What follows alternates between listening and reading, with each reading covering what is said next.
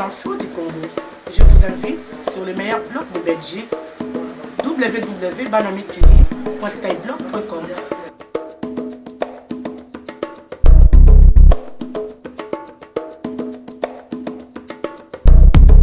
Un détour à présent par la République démocratique du Congo. L'envoyé spécial de l'ONU pour la région des Grands Lacs, Mary Robinson, est aujourd'hui à Goma, dans l'est de la République démocratique du Congo.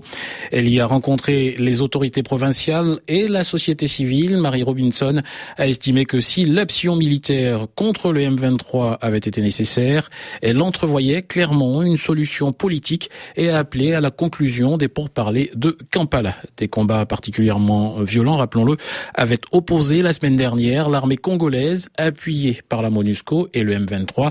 Vendredi, le M23 avait annoncé avoir reculé jusqu'à Kibumba, à 30 km de la ville de Goma.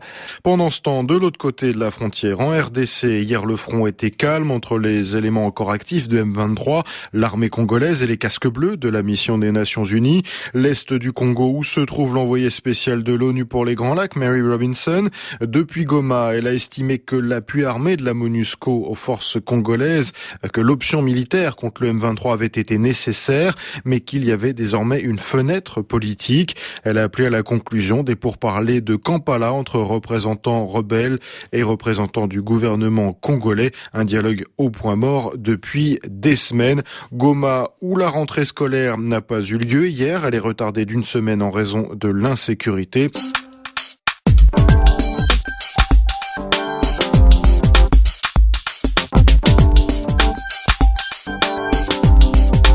Ndengo yo tokobola Zambola mboka nyoso Tele mape otuna Bakoloba ndenge ya kombato Ndengo yo tokobola Zambola mboka nyoso Tele mape otuna Bakoloba ndenge ya kombato